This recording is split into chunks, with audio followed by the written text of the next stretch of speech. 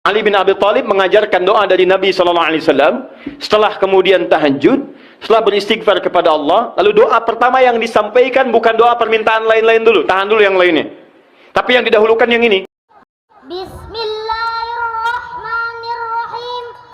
Assalamualaikum warahmatullahi wabarakatuh. Amalan pasca tahajud. Awas hati-hati ya. Materi ini bukan hanya penting untuk sesuai amalan Nabi, tapi nanti ada beberapa keistimewaan ketika Anda bisa amalkan itu. Yuk kita mulai bahasan pertama. Istighfar. Memperbanyak istighfar. Kedua doa. Dan ketiga rehat sejenak. Jadi ada ahli surga yang punya kebiasaan di bumi. Ada ahli surga yang punya kebiasaan di bumi. Kalau Anda ingin lihat ahli surga spesial, sedang ada di muka bumi, lihat orang yang rajin tahajud, yang pasca tahajud, salah satunya dia perbanyak istighfar kepada Allah Subhanahu wa Ta'ala. Ini poin. Jadi, maaf, setelah selesai tahajud, Anda salam, kanan, kiri, selesai kemudian witirnya, ada peluang nih, amal lagi.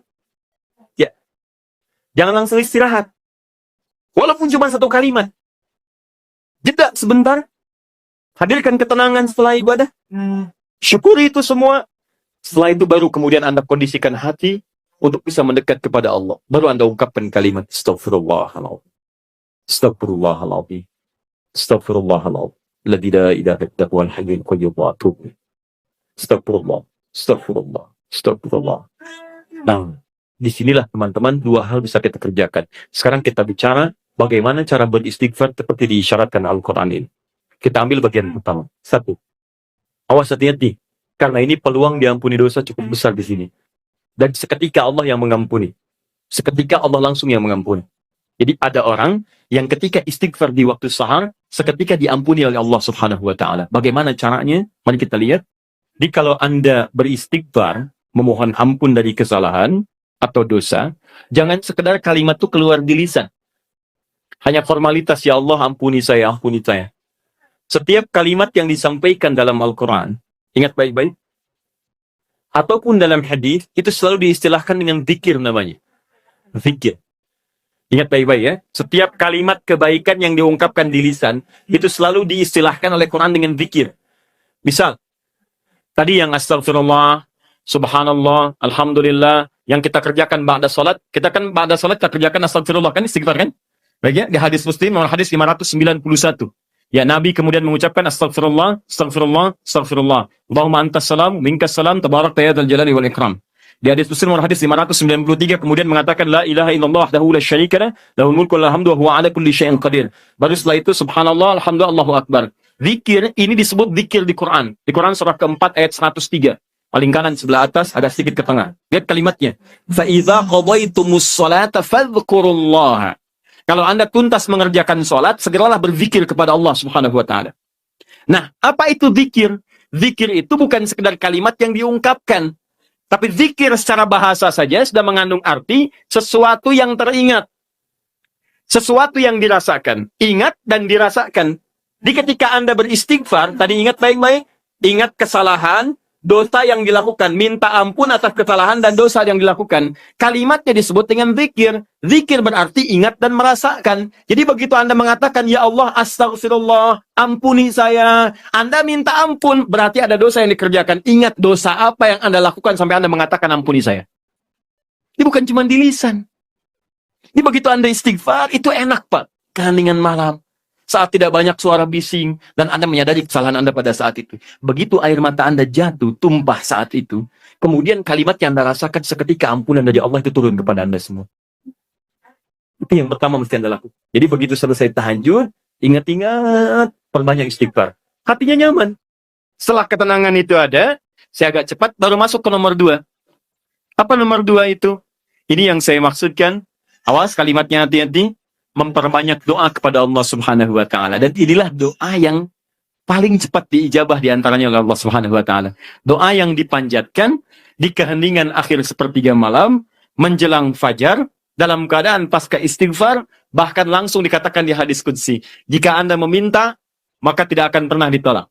Siapa yang meminta, aku berikan. Siapa yang berdoa, aku kabulkan. Siapa yang istighfar, man istaghfara li ghafartu lah. Aku ampuni semua dosa-dosanya. Aku ampuni semua dosa-dosanya. Anda bayangkan. Setelah itu, dosa diampuni, tenang aja, tinggal Anda memohon kepada Allah. Siapa yang meminta, aku berikan. Siapa yang berdoa, aku kabulkan. Itu janji Allah di hadis qudsi. Dan hadis qudsi ini diriwayatkan langsung oleh 30 orang sahabat senior di tabaqah pertama, tingkat pertamanya. Dia yang menerima dari Nabi itu hampir semua sahabat yang senior, 30 orang. Anda minta tuh, di kesempatan.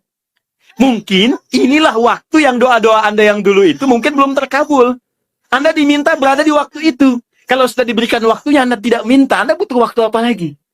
Ayo, yang katanya mohon kepada Allah minta keturunan terbaik, rizki terbaik, pasangan terbaik, ya perilaku yang baik, waktu ini.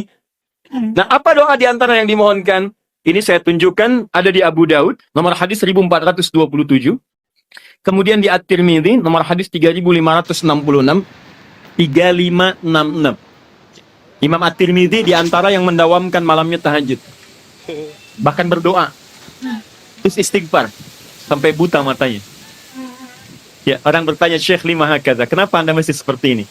Dia imam besar, ahli tahajud, ahli Quran, menulis juga Al-Jami' As-Sahih, dia dikenal dengan Sunan At-Tirmidzi, ahli hadis juga, tapi di akhir hidupnya banyak menangis sampai buta matanya. Ditanya kenapa sampai begini, kata beliau, saya khawatir dan takut ketika diwafatkan dan menghadap kepada Allah belum cukup bekal saya dipandang oleh Allah Subhanahu wa Ta'ala. Ada seorang imam sampai menangis mata buta. Ditanya kenapa, takut saat pulang bekalnya belum cukup. Ya, coba lihat kita, imam bukan, makmum kadang-kadang, cita-cita masuk surga, surganya Firdaus bersama Nabi lagi. Berapa amalannya dibandingkan dengan orang-orang soleh terdahulu? Paham? Baik. Kemudian ada juga di An-Nasa'i. Kalau At-Tirmidzi nama aslinya bukan At-Tirmidzi, nama aslinya Muhammad. Muhammad tinggal di Tirmidz, dikenal dengan At-Tirmidzi. Beliau hafal 500.000 hadis. Ya, dan hafalnya lancar sekali, ringan mengucapkan, lunak menyebutkan. Sampai kata Syekhul Islam Ibnu Qayyim Al-Jauziyah mengatakan, kalau dulu ada Nabi Daud bisa melunakkan besi dengan tangannya, maka ini Abu Daud bisa melunakkan hadis dengan lisannya. Baik, tadi At-Tirmidzi sudah. An-Nasa'i, nomor hadis 1747. 1747.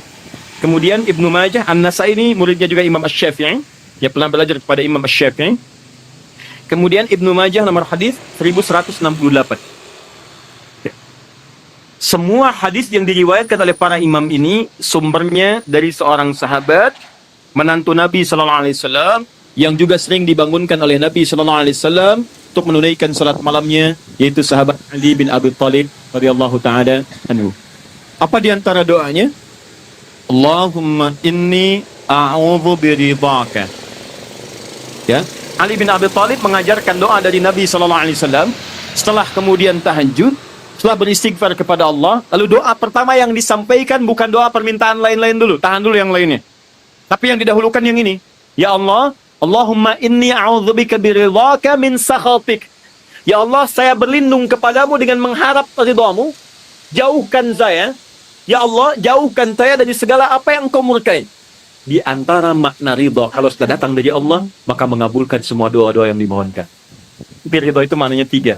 Mengabulkan doa yang dimohonkan, mengampuni dosa yang pernah berlangsung dalam kehidupan, dan yang ketiga memberikan solusi dari semua persoalan yang Anda hadapi dalam kehidupan.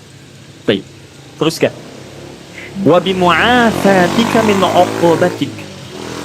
Wa bimu'afatika, dan hamba berlindung kepadamu ya Rabb dengan segala penjagaan dan pemaafanmu. Mu'afah itu adalah sifat penjagaan dan pemberian maaf.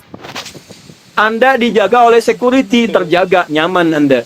Anak dijaga orang tua, nikmat, nyaman. Tapi apakah selamanya bersama security? Tidak. Selamanya bersama orang tua, mungkin terpisah. Kalau Anda titipkan diri Anda kepada Allah, maka siapa yang bisa mengganggu Anda dalam kehidupan? Maka Anda bermohon kepada Allah, ya Allah, tolong jaga hamba ya Allah. Dan kalau salah, tolong maafkan hamba. Dan yang lebih hamba mohonkan, tolong jaga hamba dari uqubatik, dari hukuman-hukuman. Nah, hukuman dunia dan siksa akhirat itu disebut dengan uqubah. Maka Anda bermohon kepada Allah, ya Allah, kalau ada perilaku saya yang tidak baik, yang bisa menghadirkan percepatan hukuman di dunia, mohon lindungi saya. Lindungi saya, karena Anda tidak tahu sedang mengerjakan apa yang mungkin Allah murka dengan Anda. Dan kalau ada jalan kembali saya yang berpotensi menghadirkan hukuman abadi di akhirat, mohon lindungi saya, jaga saya dan maafkan kesalahan saya. Karena kalau cuma dijaga nggak ada pemaafan, masuk juga ke situ. Tapi ketika Anda dimaafkan dari kesalahan-kesalahan Anda, dijaga oleh Allah ketika saat itu, maka nikmat yang Anda peroleh pada saat itu. Paham ya? Nah, maka ini kalimat setelah itu Anda puji Allah. La uhsi sana'an 'alaik. Ya Allah, saya tak mampu menghitung kebaikan, kemuliaan dan pujian darimu. Karena itu pujian yang disampaikan karena kebaikan berlimpah yang tak terukur, yang tidak terukur. Seakan-akan Anda katakan, ya Allah, Engkau sudah banyak berbuat baik kepada saya, ya Allah. Saya nggak bisa ngitung, ya Allah. Saya nggak bisa ngitung. Anta kama asnaita ala nafsik. Hitungannya sesuai dengan apa yang kau hitung saja. Saya tak mampu menghitung. Tapi mohon ya Allah, di balik segala kebaikan yang tak terhitung itu, saya minta kepadamu ya Rabb, tolong jaga saya ya Allah dari segala hukumanmu, dan tolong ridhoi saya dan jaga saya ya Allah dari segala hal-hal yang mengundang murka-Mu. Itu yang paling indah. Maka sejak saat itu, insya Allah Anda akan dijaga dalam kehidupan harian Anda. Setelah itu silahkan bebas mau minta apa. Masalah dunia, ya Allah besok saya mau ujian ya Allah, mohon mudahkan ya Rabb. Yang ketiga, ingat setelah tadi istighfar, kemudian berdoa. Setelah itu rehat sejenak untuk persiapan subuh. Jadi begitu sudah istirahat sejenak, nanti begitu subuh segar kembali kita. Segar, enak, nyaman. Begitu Allahu Akbar, subuh sudah siap. Kalau wudu batal, perbaiki wudu. Kalau tidak, kita sudah dalam keadaan tenang. Boleh. Sandaran. Nah, itu sunnah. Ketika Anda melakukan itu karena petunjuk hadis, maka Anda dapat pahala. Paling enak. Tidur dapat pahala. Anda bayangkan. Sandaran dapat pahala. Itu paling indah. Nah, saya pernah lakukan ini, teman-teman sekalian. Itu waktu di pesantren tuh. Ya, malam ke masjid. Kalau ujian orang ke kelas, kadang-kadang dia ke kelas sampai larut malam, saya ke masjid. Bawa buku juga kita. Ya. Kemudian malamnya sholat. Ya, kemudian setelah itu kita istighfar, berdoa, minta. Ketiduran tuh sebentar. Ya, kalau ke masjid tuh kenapa ketiduran di masjid paling enak? Karena menjelang subuh pasti orang ke masjid semua kan? Pasti bangun tuh. Baik. Hampir setiap saya tertidur itu selalu bermimpi kerjain soal. Bangun lagi, alhamdulillah. Sholat. Begitu masuk ruangan ujian, soalnya persis seperti yang dilihat tadi malam. Kemudian hampir selesai. Pernah 1 kali dibagikan. Begitu dibagikan kayak semalam nih. Ya, saya isiin aja tuh. Begitu selesai bagikan, saya selesai mengerjakan. Saya bilang saya selesai Pak. Selesai katanya. Kan baru saya bagi, tapi saya selesai. Diambil oleh beliau, dilihat. Nah, sementara ke depan dulu nak ya. Kamu duduk di depan di sini. Tolong lihat teman-teman yang sedang mengerjakan ujian. Bapak beresin administrasi dulu. Selesai. Tapi itu nyaman, enak gitu ya. Saya anjurkan teman-teman, adik-adik terutama yang masih kuliah, masih apa, dekat ya Allah. Karena Allah yang punya pengetahuan. Dekati yang punya, maka Anda akan diberikan hal yang terbaik. Itu ada rumusnya di Quran surah kedua Al-Baqarah di ujung ayat 282. Paling kiri sebelah bawah, paling ujung. Wattaqullah wa yu'allimukumullah. Tingkatkan takwamu kepada Allah, maka Allah akan mengajarkan pengetahuan kepadamu. Apa di antara mana takwa itu? Tambah ibadahnya. Di antaranya tahajud. Makanya orang tahajud dibuka dengan kalimat takwa. Tadi Quran surah 51 ayat 15. Innal muttaqina fi jannatin wa uyun. Sebagian orang takwa tinggal di taman surga. Apa amalannya? Innahum kanu qabla dzalika muhsinin. Kanu qalilan minal laili ma yahja'un. Sedikit tidurnya, bangun malam. Wabil ashari hum yastaghfirun, istighfar. Nah, saya sarankan walaupun Anda dalam beraktivitas keseharian, setelah itu istighfar, sebelum rehat, perbanyak doa. Doa, maaf ya maaf sekali lagi. Kalau di pekerjaan ada kesulitan, minta saat itu. Di rumah tangga ada masalah, minta saat itu. Ya, dalam kehidupan ada persoalan, minta saat itu. Walaupun tidak ada apa-apa dalam kehidupan dunia, minta surga terbaik yang di akhirat. Maka ini di antara sunnah. Setelah Anda kerjakan itu, saya katakan pada Anda, insya Allah akan terjadi perubahan dalam hidup Anda minimal di hari itu. Gak percaya silahkan. Saya akan coba, demi Allah saya katakan. Silahkan coba, bedakan rasanya, rasakan bedanya, dan pasti akan terasa bedanya. Bangun malam ini, siapkan, kompak dengan keluarga, Anda kompak aja, mah kita bangun jam sekian ya, anak-anak kita bangunnya deh, kita bangunin. Siapin misalnya bangun 2:30, bangun jam 3, kita sholat. Walaupun 2 rakaat lu nggak apa-apa, witir 1 rakaat, tapi kita amalkan ini. Silahkan Anda cek ya, demi Allah saya katakan, maka di hari itu akan terjadi perubahan pada diri Anda ketika Anda mengerjakan seperti apa yang tadi disampaikan. Cek, di rumah akan tenang, diri Anda pun akan lebih nyaman, pekerjaan akan lebih tertib, dan keberkahan akan hadir dalam kehidupan Anda. Itu yang menyebabkan Utsman bin Affan, Abdurrahman bin Auf, Tamim Ad-Dari, dan sahabat yang lainnya tidak pernah meninggalkan sholat malam selama hidupnya. Bahkan tidak ada yang paling indah kecuali mereka berada di malam hari sampai menuntaskan tahajudnya dengan khatam Al-Quran. Dan puncaknya, mu'afat juga berarti penjagaan dalam urusan dunia. Kalau Anda sedang rajin tahajud, maka Anda akan dijaga oleh Allah dari semua kemungkinan yang mengganggu Anda dalam kehidupan. Allah jadi pembela Anda.